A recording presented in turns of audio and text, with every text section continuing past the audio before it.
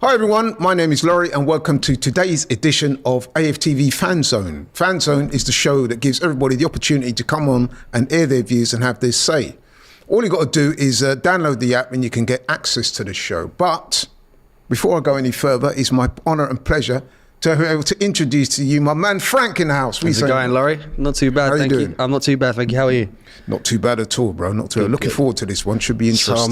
So am I. So, as the people can see there, the subject matter is Arsenal, obviously, and what's the expectations of the title? We're just over halfway in the season, 20 games played. Arsenal's run of form at the moment is not particularly good. 1 win in 7. We're 4th in the Premier League. So that leads me to conclude, what is Arsenal's realistic ambition or target for this season in terms of the Premier League? Do you think we can win it, or do you think it's more realistic to achieve a top 4 place? Now, I'll just give my view before we get Frank's view, and then we'll get straight into the callers. Right, okay, so we'll start with myself. So right at the start of the season then, Frank, yep, I appeared on a pre-season show along with the presenters, Robbie, James, Cecil, Turkish, and we was all asked to give our top 4 places, who would win the league. I said that I thought City would win the league. I thought that we would come second. And the reason for that is I think that City got the experience, the necessary attributes and the players, probably more importantly, to win a tight title race ahead of Arsenal. That was my honest assessment at the time. Like I said, we're now halfway and we find ourselves 4th after having been at the top for Christmas. Since then, things have not gone too well. 1 win in 7. And I'm sticking to that. I personally think we will miss out as far as being champions concerned, but I am confident we'll finish in the top 4. But I've got to say as well, very quickly, the long-term prognosis was, okay, the short-term prognosis is not great. Because as you know, with 1 win in 7, we've got a few injuries to key players, and let's be honest, mate, we can't buy a goal at the moment. We need a striker, and it doesn't look like we're going to get one. So I'd love to be able to sit here and say we're going to turn it around and win the league, but if I'm being honest, I cannot say so with any conviction at the moment. So I'm going to be honest to myself and say I don't think we'll win the title, unfortunately. Frank? That's fair. I sort of understand that, and my pre-season prediction was fairly similar to yours. I predicted obviously a Man City win. You know, they're always going to be the favourites, you know, under Pep Guardiola and the current, you know, roster of players that they've got. They're an unbelievable team. I would go as far to say, you know, the best team in the world right now, even whilst they're out of form. And, you know, it's not looking like the same City side that we've seen over the last 2 or 3 seasons. You know, you know they're still going to be within the mix. It only takes a small dip in form, but they could go and win the next 17 games in a row. You know, they've done it before, so you can never count out Man City. I had us a second, you know, close second though. I always expected us to be in the race, and you know, anything falling outside of that race would have been unacceptable for me. Obviously we're still in the race. I know, like you said, I didn't realise that actually 1 win in 7 doesn't sound great, but we had a phenomenal start to the season. Obviously we were top of the table at Christmas again, which you can of course never complain about, but it's about finishing that off. I think that's the 6th time in our history that we've been top at Christmas, and it looks like, you know, we're going to throw it away again. We've never been top of the table at Christmas and won the league, I don't think so. That's just because that's a little bit of a concern. But you know, hopefully we can change that this season. I know it's looking fairly unlikely if we continue on the run of form that we're on currently, but you know, things can change very quickly. They can. And then for my other 2, I put Liverpool and Spurs. I didn't know who was going to be 3rd and 4th, but that would have been my top 4 prediction. But I always expected us to be in the race. The top 4 as we stand at the moment is City, obviously, 2nd Liverpool and 3rd Villa. Somewhat surprisingly, but you know, they've been looking good, certainly. Over the last month or so in particular. They had that week where they beat us and City in the same week, so they're not to be discounted. I do think it's going to be very tight at the top. I don't think it's going to be one-way traffic. But like I said, Man City are looking ominously good. I mean, you only have to see them at the weekend. In fact, since they come back from that World Club Championship, which they won, they've played in 2 very impressive games. They battered Everton, played them off the park, should have won by more goals actually. And against Newcastle at the weekend, they were comfortably the better team. Yes, they had to come from behind, but that man De Bruyne's back, and he was man of the match. Instant impact. And very soon, Haaland will be back as well. So it's double trouble. But anyway, I don't want to hog things. Let's get into it. Let's hear from the callers. I understand from our technical team that there's a few on the line. So let's get straight into it. Geronimo, I like that name. Hey. How's it going, bro? There he is, man. What are you saying, bro? Good, I'm good. Right, so Good. you've seen that. Yeah, I'm good, man. Good. I'm good. Not too bad. It's very cold over here right now. Very cold. I gotta get used to that. I'm moving there. Yeah, but hey, you've seen the title there. You've heard the preamble, myself and Frank. What's your views on the subject? I think, are we gonna win it? It's looking really complicated, but our expectations cannot lower. It can't be, okay, let's just get top 4. No, 100%. We can't lower our expectations because, I mean, I'm a huge Arteta fan, but if we start lowering our expectations, then is he really the right guy to take us to the title? Yeah. I mean, I've got to be honest, bro. A couple of weeks ago, I got a bit of stick for saying that I thought we were in a bit of a crisis. Here we go. And Here we go. And I stand by that, bro. I mean, listen, you've only got to go and consult, look up in the Oxford Dictionary the word crisis, and there's 3 definitions there, and I will say at least 2 of them apply to Arsenal right now. You said all 3 earlier off camera. Yeah, I do say all 3. You changed a bit, yeah? No, I'm not changing, bro. No. One thing about me, unless I'm somebody turning him, could guys. prove I'm turning me wrong, then I'm going to stand on my square. And I do think we're in a bit of a crisis, not because we're a broken team or anything. It's just that things are not running for us right now. We're in let's be honest, lots of form. Can't buy a goal at the moment. We've got some injury problems, and it's not looking great. I do think as well that we need to be looking over our shoulder, because you've only got to look at the table right now and you'll see that Spurs are playing well, and they're equal on points with us, although I think we do have a game in hand. We do have a game in hand. So it's not going to be plain sailing this season, man. So we need a resurgence in form starting this weekend against Palace, and I don't think it's going to be easy. Yeah, everybody says that Arteta is really, really stubborn, but for me, the fact we're looking into a defensive midfielder gives me like the idea that, okay, he tried something the first 6 months, it didn't work, so he's gonna try to look for that defensive midfielder so he can play Rice in that Xhaka role, and maybe we get the same fluidity back and the same as last season. I don't know what you guys think. Well, I'll go very quickly, and I'm saying that doesn't fill me with a lot of confidence. I think we should go for a striker. And it's interesting, we was having this debate in the office earlier. It was. Is that when I say to people, we need a striker, Onana's a very, very good player, but you know what, we need a striker. People then often say to me, their next question almost inevitably is, yeah, but who, Laurie, who? And my response to them is, without wishing to be rude, that is not my job to go out and find a striker for the club. There's people who get paid an awful lot of money. I'm far more qualified than myself in the scouting team to get a striker. The same way you guys got Jurriën Timber and some of the other guys at the club that a lot of the fans didn't know too much about, is the same way I'm going to trust them to find a striker. So that's my response to that, Frank. Yeah, no, I don't think with the striker thing, I completely understand what you're saying about Arteta's stubbornness, by the way. The way that I go into that is we were speaking about it off camera, his in-game management for me and some of the decisions that he makes surrounding what I would call his favourite players. I think there's players that shouldn't be playing at certain points throughout the season, case in point being Havertz before he started to go on that little run of form.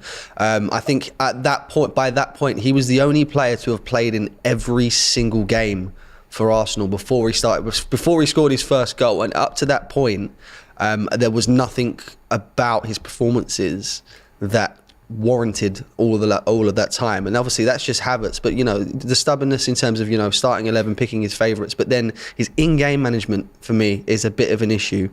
You know, the timing of his substitutions, the one that we brought up earlier, me and Laurie, was, you know, I think in the last game he brought on Leandro Trossard in the 86th or 87th 88th minute. 88th minute. What do you want him to do in 2 minutes plus added time? You know, and in that it's same almost an game, insult. Eddie is a second striker, and I know you're not a massive fan.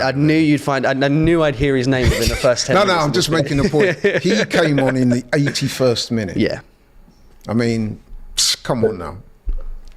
I don't know about Frank. I know Laurie, but I don't know about Frank. But when I see that Eddie is going to come on and we're chasing a game, I just write it off. I write it off. I keep saying we keep discussing things off camera. Obviously, I was here for a while before we started the show, and someone brought up this point.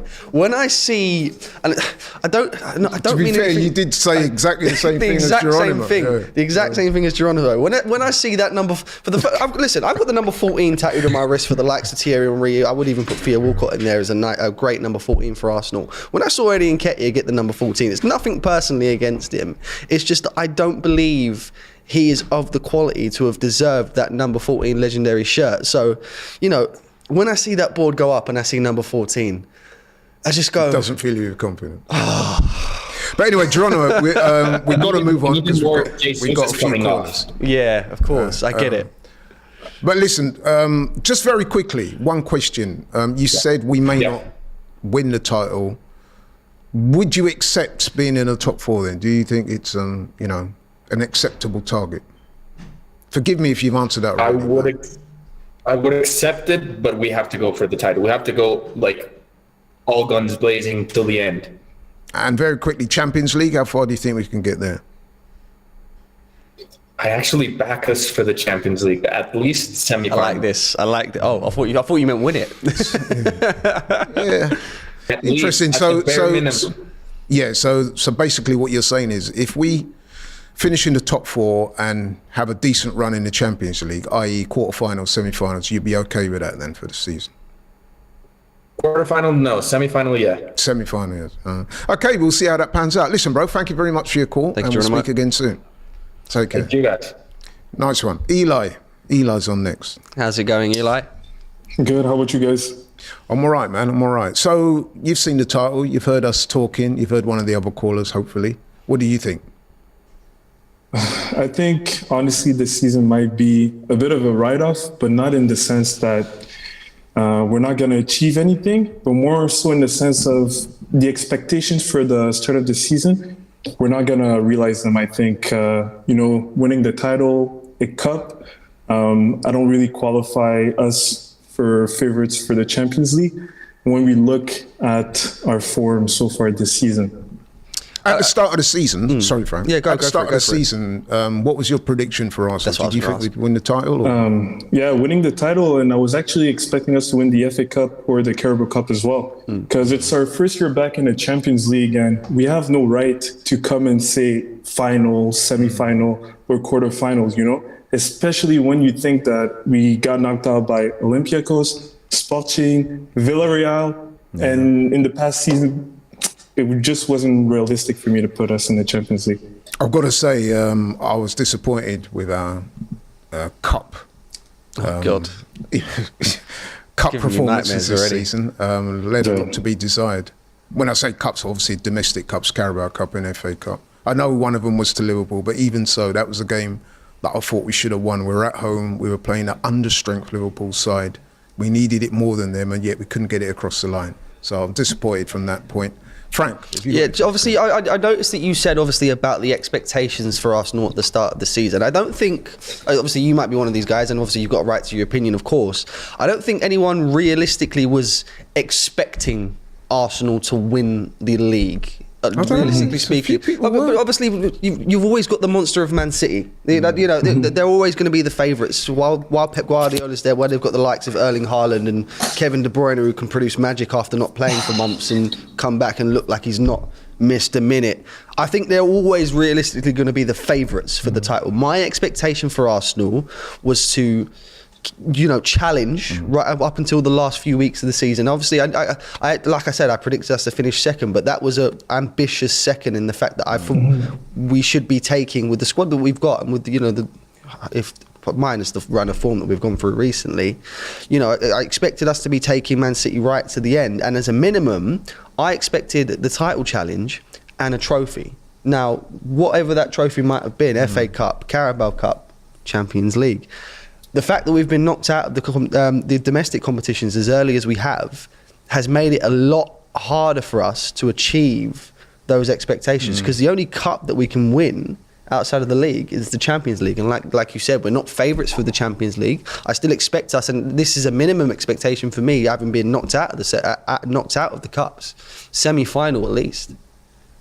Yeah, honestly, actually, I'm going to agree with you because, listen, we're 5 points behind the leaders, Liverpool, and the whole fan base is very disappointed. And I think that speaks a lot of our own performances this season because we haven't been clinical recently, especially in that game against West Ham. I can't believe we didn't put one ball in the back of the net. And the beginning of the season, we couldn't create anything. I think this is a result of our own performances, I'll be honest with you. So if we don't achieve something that maybe people didn't put us in, maybe winning that semifinal or even reaching it, I think it will be a very disappointed season because we wouldn't have achieved anything at that point. No, I have to agree. I mean, I don't know what you feel, but I personally am starting to look over, forget about the title. I'm looking over my shoulder and I'm seeing teams like Tottenham creeping up. I mean, they're now level on points with us. And as much as I hate to say this, they are playing good football and they look like a good team. So we can't afford to be complacent in any way, shape or form about even a top 4 place, let alone the title. What's your thoughts on that?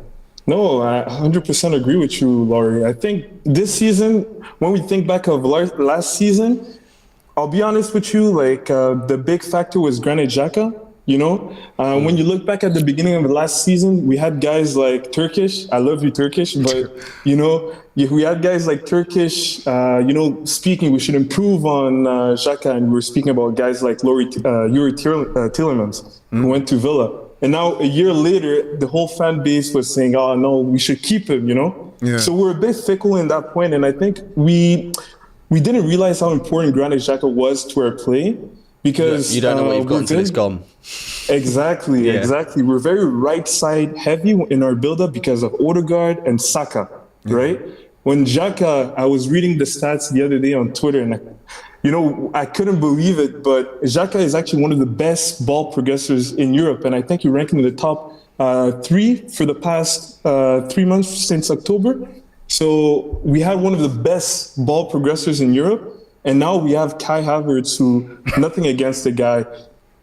On the ball, we don't see Kai Havertz. Off the ball, yes, with his runs, headers, and stuff, but he doesn't create. He doesn't add that ball progression that Xhaka added. And I think that we thought we were going to push on without realizing how important Xhaka was to us, actually. Okay, bro. Obviously, injuries didn't help, definitely. Yeah, absolutely. Of course. Yeah. And also, we can't score a goal for Toffee at the moment. Exactly. But listen, bro, thank you for your call. Very enlightening. My pleasure. Please call back. Appreciate it. Thank you. Will do. Bye-bye. We got another caller. Sakamus. Hey. I like that beard, man. How's it going, Laurie? That is a great beard. Yeah, that's a great beard. That's a great beard. I haven't got one because I just can't grow one, but yeah, props. But anyway, to get to the point, can we still win the title, or is top 4 more realistic? What do you think?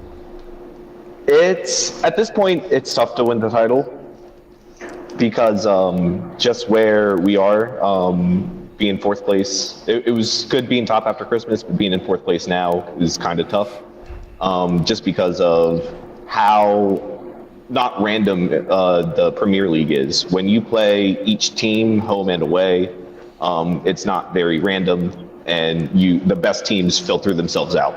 So at this point, with Man City coming back from the FIFA World Club Championship. Jeez, that's a tongue twister. Sorry. It is.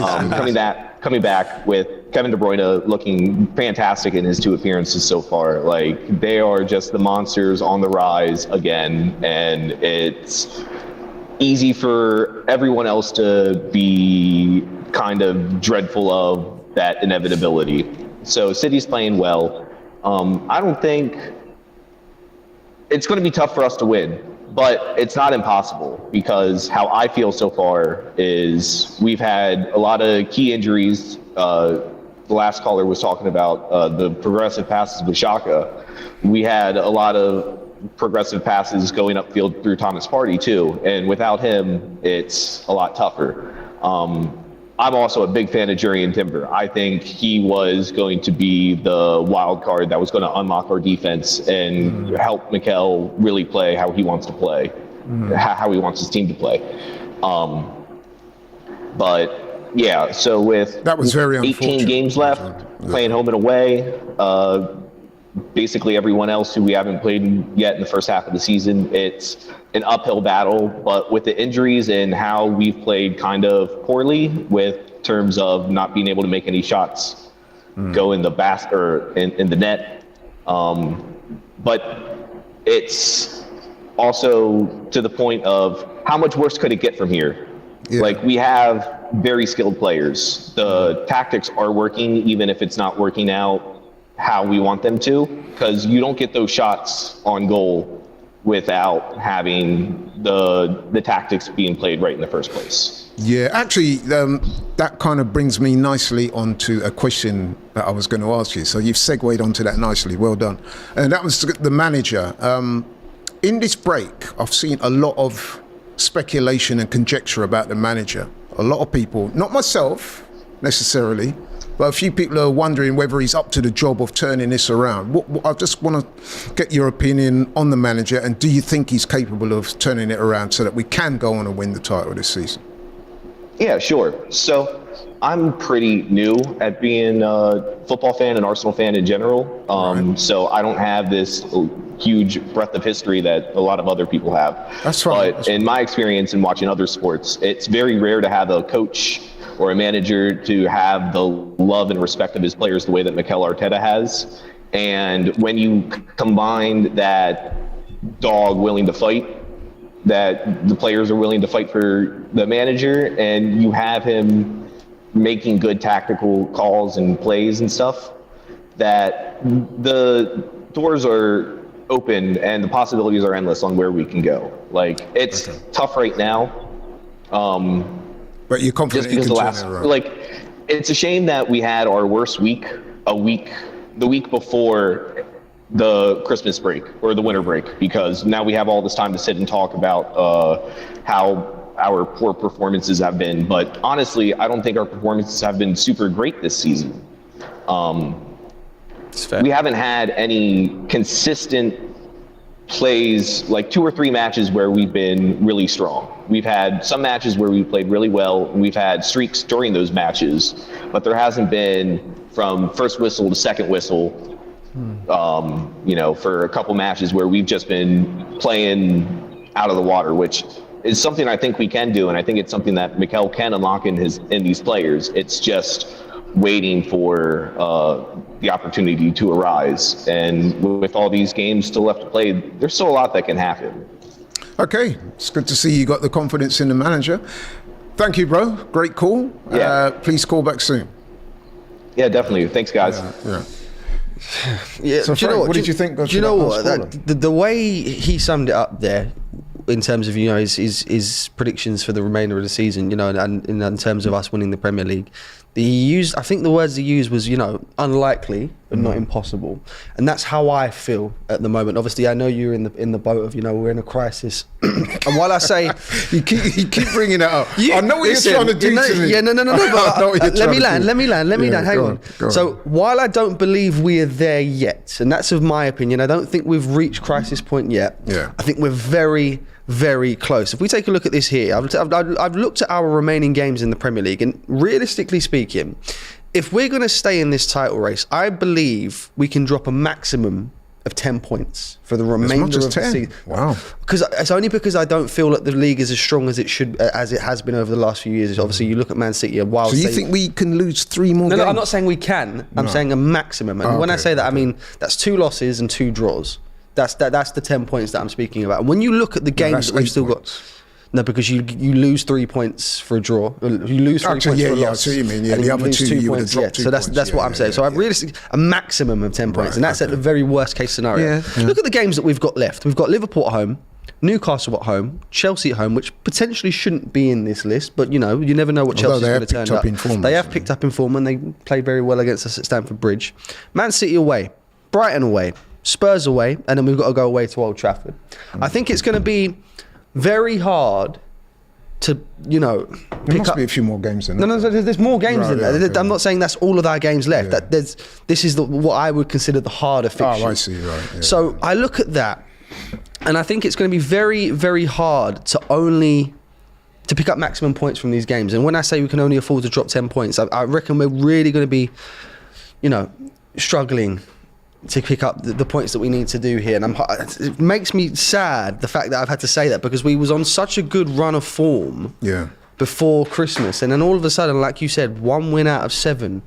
It's come literally out of nowhere. So I'm hoping we can... No, listen, we're all hoping. Yeah, I really am. I'm just the other thing I would say about that you just read out. Obviously, you're not going to go through every single. Of course, game. yeah. There's other games. So you're assuming then our margin for error is very slim. That's what I'm saying. Yeah. So our margin for error is very, very slim, and that's why I'm saying it's not over yet, and we're not at crisis point, but we are right there. Yeah, we are right there. And if statistically, absolutely, you're right. We could win most of those games and not lose the others, and be able to maintain or mount a strong challenge. However, I'm just looking at our current predicament. We've got a few injuries to key players. We're not scoring goals. There seems to be a lack of confidence, certainly in front of goal at the moment. And then you contrast that with the way City are playing at the moment. And Liverpool have turned it up as well. And then Villa are looking pretty good. So when I consider all that, and again, I do have to question the manager. I mean, you mentioned earlier, and we spoke about it off camera, the in-game management, I think, could be improved upon. I mean, listen, Mikel Arteta's done a very good job. He's done a sterling job. Absolutely. However, it has to be said, there are areas of his management that I personally think could be improved upon, and the in-game management is one of them. And I'll say this before, and I'll say it again. Sometimes I don't consider him proactive enough with his substitutions. I think sometimes the tactics lack a bit of flexibility and dexterity. I think we can be a bit predictable at times. Do I think he can recover all of that within the remaining games left, especially with some of the other teams playing so well? I'm not so sure. But then I would add on that I didn't predict we'd win the title anyway. I think if we can come in the top 3 and certainly push Man City and have a good run in the Champions League, I think for me that represents a decent season, although I've got to say also that I'm disappointed in our performances in the domestic cups. 100%. And what people, I think, seem to forget about Mikel, obviously, because he's learned from the best. There's no argument about that. He was an assistant coach to Pep Guardiola, and that's how he got his start in management. He has only been a manager for 4 years. Yeah. And he was chucked right in the deep end with a real, not just, obviously it's a massive club, as we know, but a struggling Arsenal as well. So to be chucked in at that, like I said, the deep end like that, and the job that he has done to get us back to the point where we're challenging for titles again, won the FA Cup in his first 6 months at the club or something like that. So I've got to give him a lot of praise. But with this, you know, the in-game management and stuff like that, I feel like that will come. Sorry, my voice is going. I feel like that will come as he starts to get more experience. And don't get me wrong, I think, you know, we can only wait so long. Okay, I get that. And I've only really started to clock onto Mikel's in-game management over the last potentially year and a half or so, while we've been challenging for the titles, because, you know, there'll be games like, you know, we mentioned the West Ham game and the Fulham games, you know, to bring on the players that he did, when some of us even here were screaming for those players at half time, to bring on the likes of, like you said, Eddie Nketiah in the 81st minute, Leandro Trossard in the 88th minute, when we were clearly struggling, some of those decisions baffle me. And I think that's something that needs to grow out of his style of management. And on top of that, I think we can, you know, predictable isn't the word I'd use. One-dimensional is the word I'd use, because you know, I don't think we can be predictable when we can go from, you know, a run of, you know, being top of the table at Christmas to all of a sudden 1 win in 7. I don't think that's very predictable. But I would argue is the word that predictability and one dimension are 2 different sides of the same street. But anyway, I don't know. I get that. No, that's fine. I get it. That's fine. We've got some more callers. Gabriel. Hey. How's it going, Gabriel? What's it going, man? How's it going, guys? Yeah. Right, your thoughts. You've heard myself and Frank going at it, and we've heard a few of the callers. I personally think that the title may be beyond us this season. Frank, he's Mr. Super Positive. He still thinks that I don't know where there's you're getting plenty this of optimism there. What's your thoughts? Yeah, I think it's done. And to be completely transparent, we don't have the experience from top to bottom, and it's just being real. But like honestly, what I can say is Mikel, like what he has done for the club, truly, like I'm to the bottom of my head, like I'm so grateful for what he has done. Football is a ruthless sport, and we have to realize that. Yeah, as much as he has given us success, we do have to move on. If he doesn't have the experience, because Saka, Saliba, Declan Rice, they're going to become older, and we need to realize that. Yeah. They're going to realize they want to win trophies as well. We're not the only ones who want to win trophies. If we don't start being ruthless and we continue to allow mediocrity, like unfortunately, the club we're going to be coming to a worse situation. I feel like. Can I just ask you a question very quickly? Something that just came into my head. Do you think that Arsenal this season are a victim of expectation? Because we did so well last season. I'll tell you why. Because Mikel Arteta's in his 5th season. So the first season he came in, he finished 8th. Second season, 8th. Then he finished 5th. And then last season we had that very creditable and commendable 2nd place, whereby we at one stage it looked like we might go on and win it. We fell short. We had injuries. Some people say we bottled it. I don't think so. Circumstances prevailed against us. So this season, a lot of people, myself included, were thinking, yeah, man, we you know what I mean, we got a good chance. I personally didn't think we would win it, but I thought we'd be there or thereabouts. Do you think he's a victim of expectation? I think so, and I truly believe we were going to win the league.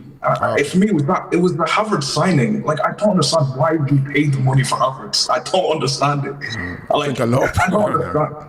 I don't understand why you think you can save him. Like, you can see, even when he takes a shot, it's so, like, flimsy. The way he plays is so, like, I'm not trying to be disrespectful. No. I completely understand where you're coming from. A lot of people have said similar. Frank? Yeah, no, I completely understand, and this goes back to some of the decision making at times, because we're now in a situation where obviously we spent a lot of money in the summer. 100 million on Declan Rice sounds crazy to say this, but seems like a bargain.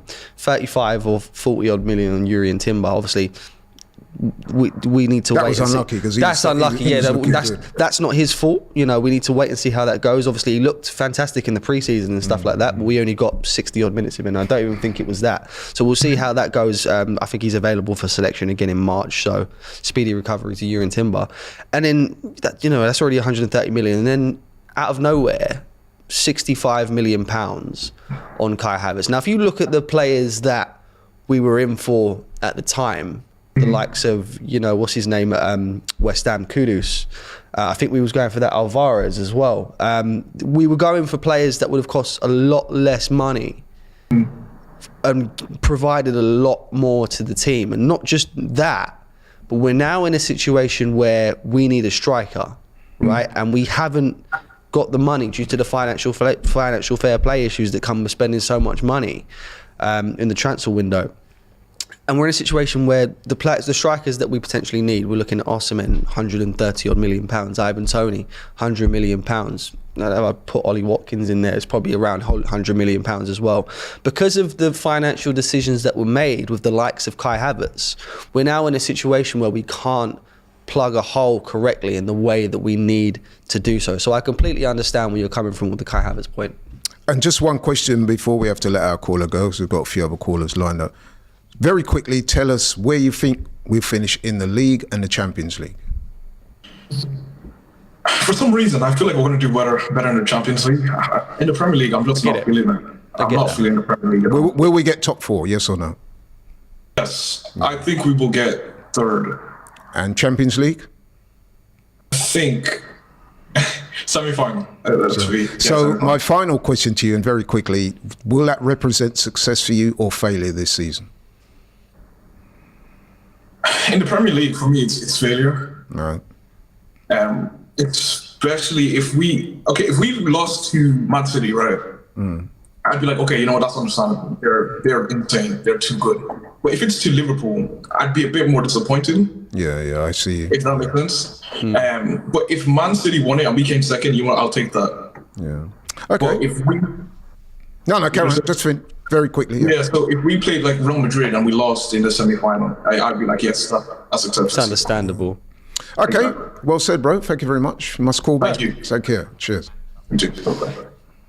Max is on the line. Hey, what's up? How's guys? it going, Max? Yeah, I'm good, man. Max, so you've seen the title there. You've heard the debate so far. What's your thoughts? On the title race? Yeah, the title race is our primary concern.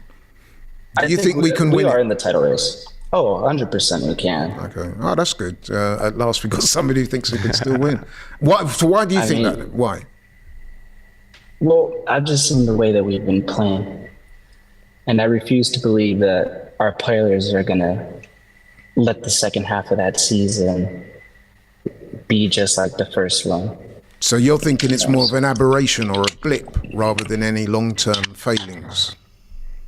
I think that we just tried to do too much in the summer transfer window, that now when we look at our team, it's almost like the first half for me, I feel like it's been a preseason. Oh, I see. Like, we're just so out of touch. The Kai Havertz signing, I don't understand it, but I'm not going to hate it. Let me ask you, are you not concerned that we don't seem to be able to score goals at the moment? Do you think we need a striker, or do you think we have enough? I definitely do think we need a striker. Sorry, guys. I don't know why my phone is being so just awful. Well, we can hear you. Keep talking, because we can hear you. Yeah, sorry. The striker situation. So I know you got a little bit of stuff for letting go, or trying to say that we should let go of Jesus, and I completely agree with you. Oh. When I look at it, I mean, our top two highest earners are Kai Havertz and Gabriel Jesus. And something that gets to me is a striker saying he can't score goals. At that point, it's why are you? It's why are you and why are you being a striker? You know, why are you the number 9? And it's football. You don't win games by possession or passing. You win it by scoring goals. Absolutely. And if your front line can't score goals, well, you're going to lose games. It doesn't matter how beautiful we play. I mean, we have played beautifully. We have. I think we have been trying too much to copy other teams, and that team being Man City. We take players that aren't good enough for them, and we sign them. I'm not going to disrespect them. They're still great players. But if they're not good enough for them, why are they good enough for them? That's a good point, actually. Same thing goes with Kai Havertz and Jorginho. Although I love Jorginho, he's very calm, gives a little bit of presence in the back line. But, I mean, he's kind of like Zinchenko. When he messes up bad. I think it's different with Jorginho though, because obviously I think when the Jorginho signing was made, I think everyone understood what that signing was for, right? For 12 million pounds, you player 30 plus, you was always only going to get a squad player, and in that sense, I think the Jorginho signing was a smart signing, and B has been a success, because I feel like Jorginho gets a lot of stick purely because of the mistake that he made against Spurs. Apart from that game, I can't think of a Jorginho game where he's had an absolute stinker. Please, by all means, correct me if I'm wrong, but for 12 million pounds, I think Jorginho has been a fantastic signing so far, especially as a squad player. Oh, no, yeah, 100%. Yeah. But I think if you look at it in the long term, he is a player that's getting older. And I get it. I love him being there, I do. But I think we should also be looking at maybe getting another player who's very similar to him, but just younger. And really, I think Arsenal, we need to start looking at players with, like, we need to look at, how do I say this? Their character. I look at players like, I saw the United game, Højlund. I mean, he's not playing good, but he likes to play for Manchester United, and he has fire, he has passion, and anytime I see Jesus and he's having a bad game, he looks like he wants to cry. Sometimes his body language isn't great, I've got to admit. Yeah, and I don't know what it is, but his body language kind of reminds me a little bit of like Bruno Fernandes, and Bruno Fernandes is one of my least favorite players. But You're I not can't. alone. You're not alone there. You're not alone there. There's plenty of people. All right. But listen, bro.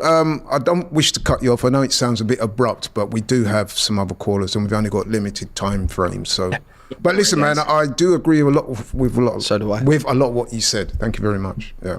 Thank you guys. Take Have a care. good one. Nice one, bro. Take care. Dini. It's that man. Coming on, Laurie, the Frank, how are we? We good? Ah. Hello, can you hear me? Yes, yeah, we can hear you. Yeah. Right. So, listen, you watch all the games, you ring in regularly. You would have heard us have similar discussions on this topic. Is the season falling away? Can we recover it and win the title? If not, what would you be happy with? The floor is yours. Do you know what? Yeah, I'll start by saying this. It's a sticky situation when I'm sitting down watching Finding Nemo and a blue shark comes on the screen and I start thinking about It's sticky. It's sticky. We may be fourth right now, yeah. We may be fourth right now, but the only team I'm competing with in my mind is Manchester City. Because it's most likely going to be them towards the end of the season that's going to lift the Premier League. If it's not us, and if it's not Man City, it should be us. So you're not worried about Liverpool? I'm not saying I'm not worried about Liverpool, because obviously they are top of the table right now. And Liverpool, mentality monsters, Klopp, we know what they can do. We absolutely know what they can do. But I would be very disappointed if they were to win it and we even finish third, because we are in our process right now where last season we had a very, very good season. It just fell off at the end. But in the transfer window, we could talk about the signings and this, that, and the other, but we know what happened. And it's just like now we haven't kicked on from that. And it even looks like we may not even eclipse our points tally that we reached last season. It was like 84 points. And to beat that this season, we need to win at least 15 games out of the 18.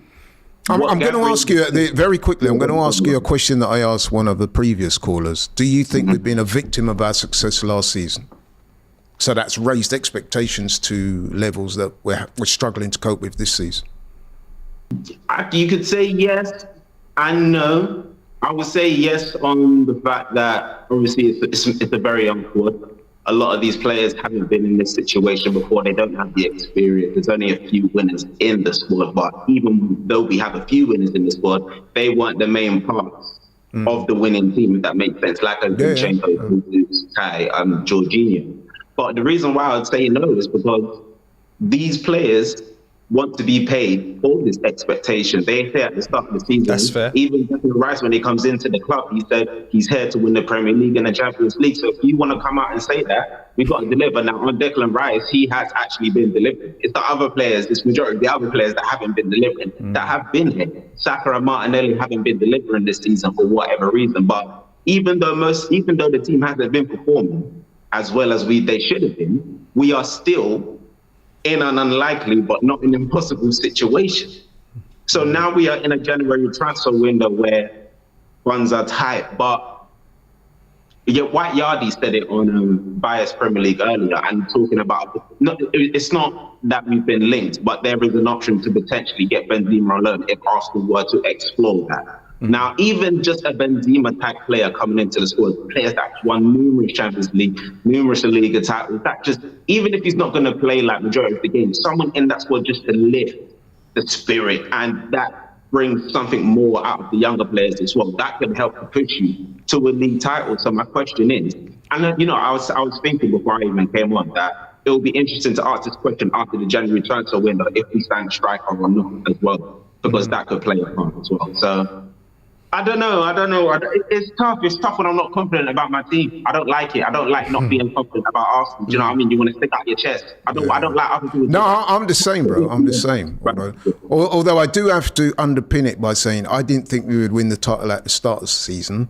So that there follows that why should I think we're going to win it now, especially when things are not going so well. But I know Frank feels slightly different. Have you got anything you want to add? No, but Dini, like you said, I feel like I'm in exactly the same boat. It's not likely, but it's not impossible, and I think that's sometimes misinterpreted as me thinking that that we're still going to win the Premier League. That's not what I'm saying. All my expectation for this season was to be in the race right up until the end. I always said that Man City was going to win the league. Maybe I got a little bit cocky when we were top at Christmas again, but I feel like I had a right to. Most teams that are top of the table at Christmas go on to win the league. It just so happens that Arsenal have never won the league. Dini, another question for you, yeah? Another question for you, and I'm being serious now. This is not no cap, yeah? Are you, like me, tempted to look over your shoulder and think, rah? Do you know what I mean? Like, so for example, Tottenham now are on the same points as us. And if we're being absolutely honest, and again, I hate to say this, but it's true. Their recent form has been better than ours. Are you not worried that you could get someone like a Tottenham just come from nowhere and just start making it very difficult for us to get that in that top four? If we don't suppose the likes of City, Liverpool and people like that, and Villa. Do you know what the annoying thing is? Is that we shouldn't even be looking over our shoulder. We shouldn't be. But with the chances that we had against Aston Villa, we should have beat Aston Villa. We should have beat West Ham. We shouldn't be looking over our shoulder. So it's annoying that we are in that position right now, because that is just down to us at the end of the day. Even though Tottenham are playing good football, they went on, after winning 10 games in a row, they lost 5 games in a row. And we didn't open that gap. Do you know what I mean? That is down to us and missing chances and not having a clinical striker and spending 65 million on that. We can go over this. We can go over this. You know what I mean? But it's annoying. So but the reason why I asked that question is their trajectory is up. Ours, let's face it, is down. And they've just brought in Timo Werner, who is a good player on his day. He might have an impact. We've not signed anybody. All we're hearing is speculation about Anana and 1 or 2 other people. I must admit, bro, I'm a little bit concerned. I don't want to sound like a prophet of doom here, but I do feel there are reasons for us to be concerned. Do you share that or not? No, it absolutely is understandable. And that's why I'm saying, like, ask me again on February the 1st. Ask me on February the 1st, after the transfer window. If we haven't found a striker, then I don't think we probably don't win the Premier League unless the players turn it around, because they do have it in them. That's the thing. They have it in them. If we beat West Ham and Aston Villa, we're top of the league by 1 point. Mind you, if's a big word, bro. If it's a big word. If it's a very, very big word, but they want to be out there. Us support them. So we have to work together. Do you know what I mean? We got to put the classes away. Deanie, just on this striker situation as well, I'd be intrigued to know what you're saying here, because I think, you know, with the financial fair play restraints and stuff like that, I think it's very safe to say that we're not going to be getting the likes of a Victor Osimhen, we're not going to be getting the likes of an Ivan Toney. So that leads me to believe that we're going to, if we're going to sign a striker, we're going to go down the route of a short-term deal. You mentioned Benzema earlier. I would be all for that, by the way. But if that's not something that can be explored in reality, where do you think that we go in terms of that short-term solution before signing someone big in the summer? I mean, like Laurie said earlier, it's not really my job, you know what I mean? But yeah, no, of course. I want to know. I'm intrigued. But at the same time, it's just like, okay, could we test the waters? Could we test Newcastle on the last day of the transfer window with a bid for Isak if we've maybe sold Nketiah and if we've got the money? The transfer window, do you know what I mean? Could we maybe put a 50 million bid in maybe? And then you've got Jesus and Isak to swap around maybe, who knows? But other than that, who else? Vlahovic is not moving. Tony, obviously, Tony's not moving. There's no one. Who else is there? I mean, there's no obvious targets. Really. Was not injury prone, I'd be thinking about him as well, but he's too injury prone. Ollie Watkins is going nowhere. Mm-hmm. No. The options is tight. It's tight. Our hands are practically tied, but it depends on what Arsenal are just prepared to do for this time. What are you prepared to do? Okay, and just finally, because we've got another caller before we close at about 8 o'clock. Give me your honest opinion on where do you think we'll finish, A, the Premier League, and B, the Champions League. And after you've given me your 2 predictions, tell me whether you think that will be a successful season for you or not. I'm not going to lie. If something tells me I'm not going to like your answers here. All right. I'll credit you with being honest at the very least, though, because that's what I'm after. I want people to come and give their honest opinions, not just cap. So It is what it is, bro. Honestly, as of right now, as of this moment right now, we finished third, and we probably go out in the quarterfinals of the Champions League. And for me, that's a failure. I get that. I'd agree with that. Yeah. No, listen, bro. I feel kind of similar. So yeah, thank you. But ask me again on February 1st. But we will do, because I'm sure we're going to do a special episode on February the 1st just for you. We'll ask you the question. Respect, bro. Thanks for your call, man. Nice one. Love. Thank you, Take care, everyone. We've got our last caller on today, and it's Daniel. Hi, Laurie. How's it going, Daniel? It's been good. Thanks for having me on. No worries, Laurie, it's been a while. It has been, man. Just very quickly before you start, who you got in the AFCON? Who you going for? Oh, I'm definitely supporting my country, Nigeria. Not a good result for them yesterday, but hey, there's still time to improve, right? Okay, so let's get into it, man. Time's running. Arsenal, where are we going to finish this season? We're going to win it? Top 4? Firstly, I have to say the worst thing to have ever happened to the Premier League has already happened for Arsenal going on this break, because I believe we're coming back with a bang. Right, the best thing you said. I said the worst thing. Worst thing for the Premier League. That's interesting. That's because I actually think it's a good thing that we've had the break. Yeah, I think that's what he's saying. No, he's saying it's the worst thing. I think that's what he's saying. The worst thing for the rest of the Premier League. I think that's what he's saying. The worst thing to have happened to the rest of the Premier League is for Arsenal going on this break. Sorry. He's a bit slow. You've got to give him a minute. I am. So, you remember when Arteta said that this team is going to go bang, and when the team goes bang, there's no stopping this team. And last season we saw a glimpse of that in the first half of the season.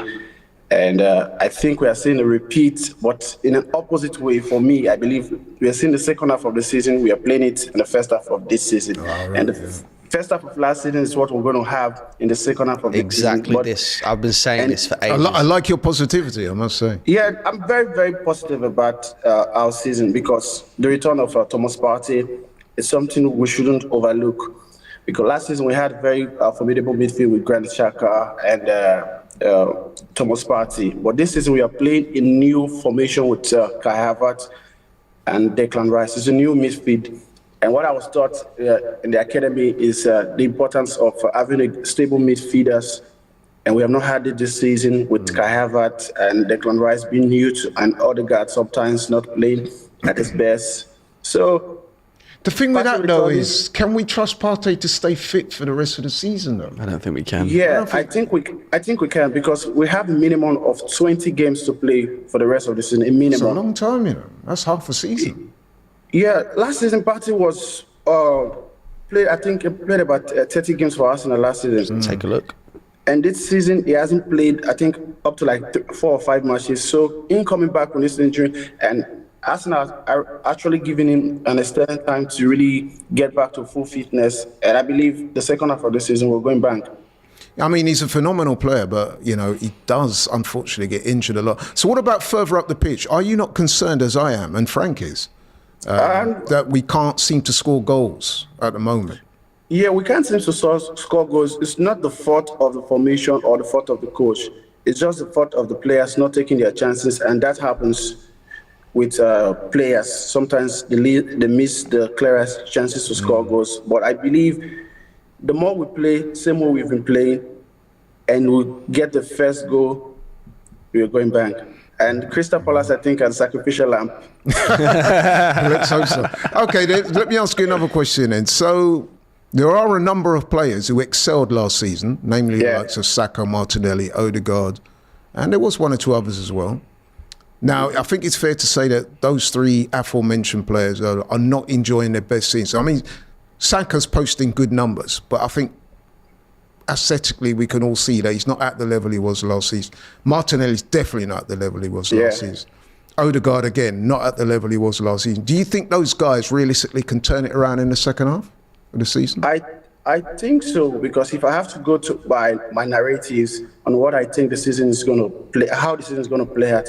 If you look at the second half of last season, these players you're talking about didn't really have a good second half of last season. Oh, so you're saying it's a reverse thing? Yes, it's a reverse I understand thing. exactly where you're coming from. And this break it's a time for them to recharge their batteries and ask themselves what they really want, because they're not getting any more younger, and I think they have it in their hands.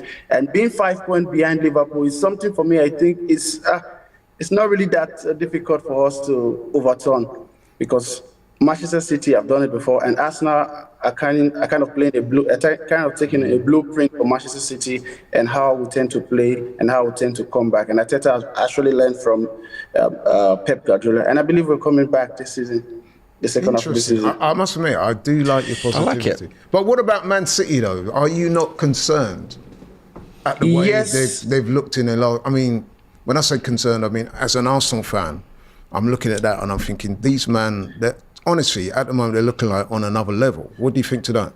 Yeah, you can be concerned about Manchester City on how they're playing or the return of their players. That's one side. But I'm just concerned about how Arsenal were going to play the second half of the season. Because if you actually look how we played the first half of last season, and if we can replicate that form in the second half of the season, I don't think I should be concerned about Manchester City, because winning 16 games in the last matches of the season, I'm not going to bother about what Manchester City played, because I believe in those 16 games, Manchester City are part of the game. Hey, you know what? I think you should consider getting a job as a motivational speaker. Frank, you got anything to add on it? I really hope you're right about because I've been saying this. I said this very early on in the season when we was mentioning about obviously the fact that tactically we're not at the point where we were towards the start of last season. I was also one of those people that was saying I feel like what will happen is because we burnt out in the way we did last season with the style of football that we were playing, and that ultimately is probably what led to us not winning the league, on top of injuries to the likes of William Saliba and Takahiro Tomiyasu. I feel like what you've got, the current system of football that we're playing is obviously a much more, I don't know if this is the right word or not, sustainable level of football, obviously in terms of maintaining the intensity and stuff like that. And then what will happen is we will then begin to utilise the tactics that we had last season, where we were playing such entertaining football, such attacking football, scoring goals for fun towards the end of this season, and that is what will keep us in that title race. That's my personal opinion. And I think I have to share that same view as you, because I think we don't really have much more to really think about in sense of a lot of competition to juggle around. We're just playing the Champions League and the Premier League. And like I said, just the Champions League and the Premier League. And the Premier League. And as I say, we had just 20 games minimum remaining. So the players are going to go on full charge. That's what I think. I really hope you're right. No, I hope you're right. And I must say, I do like your positivity. So you think we'll win the Premier League. How do you think we'll do in the Champions League? The Champions League, I think we're going to go out in the quarterfinal, but we're winning the Premier League. I can accept that if we win. Yeah, and if that happens, I'm presuming that you'll be very happy with that season. Yeah, of course, I'm very, very happy. Winning the league after 20 years is something we should be happy about. Okay, bro. Hello? Thanks for the call. Hello? Yeah, sorry, go ahead. Are you coming to Ghana? No, unfortunately, not on this occasion. I'd love to be able to come there, man. I really would. So please tell Robbie to hit me up because I'm in the city of Accra. Oh, okay, I will do. I'll tell him, man. Maybe I can get this for you when Robbie's coming. Hey, yeah, that'd be great. Listen, yeah. And good luck with the AFCON thing, man. I'll be watching. I'm watching all the games, so yeah, well, good luck with that. Okay, good luck to Nigeria. Thank you very much for having me. No worries, bro. Thank you very much. Yeah, Take care. Right. Okay, then we got a couple of minutes to wrap up. Nice cross section of callers there. First couple, it was. Let's face it, they were not altogether confident, but the last few seemed to be a bit more confident, and certainly the last caller was. I'm slowly starting to turn the fan base back. Yeah, I think that last caller's kind of giving us a bit of a lift. Because I did like what he was saying. I get what he's saying. I really do. Go in reverse, I really do. We're not started great, but we finished. And that was something that I was saying towards the start of the season. But obviously, as the time started to grow on, and we kept playing the same style of football, that idea sort of went to the back of my mind. And the fact that he's brought that up again. You might have seen it brought a massive smile to my face. But what we've got to do now is, the transfer window is open. It's very clear that we need players. Whether that's going to be a striker in the January transfer window, which I'm hoping we can get, just depends on who we get. If we can get the right player, I still think we're going to have to go down the path of a short-term solution until the summer when we can sign the likes of a Victor Osimhen or Ivan Toney. I think that's plausible. Yeah. This January is it window, feasible? Is it feasible? Two different things. Well, obviously, it depends on how you want to go. This Benzema shout seems to be getting a whole lot more legs. Yeah. Obviously, probably happening about 9 years before it should have. Yeah. It's like, I'm not sure if you'll get this. Any wrestling fans in the chat will understand this. Sting made his debut at WWE in 2015, about 25 years after he should have. So obviously, we'll finally be getting our hands on Benzema. It's a bit like boxing then, with the Floyd Mayweather Manny Pacquiao happening. Took place in 2015. A lot of people are saying it should have taken place years before. So no, of course. I get what you're saying, but I definitely think we're going to have to go down the route of a short-term solution, whether that's going to be Karim Benzema, whether that's going to be the one that I mentioned. I know it's not your clinical striker, but I definitely feel that this kind of signing helps unlock the likes of a Gabriel Martinelli and a Bukayo Saka, Roberto Firmino on loan that I would 100% take. I know I'm not so sure about that. I know he said he's probably only going to go back to Liverpool, but Cesc Fabregas said that, and he won a Premier League with Not just that. I just don't think Firmino is clinical enough. We've got players like Firmino already. Yeah, but what I'm saying is, like, I think I made the point on you with the last fan zone I was on. I don't think Mohamed Salah and Sadio Mane produced the numbers that they did without Roberto Firmino. Right. And I feel like we could get something similar if he was to come in on a short-term 6-month loan deal and help the likes of Gabriel Martinelli and Bukayo Saka to find the form again. I hear you.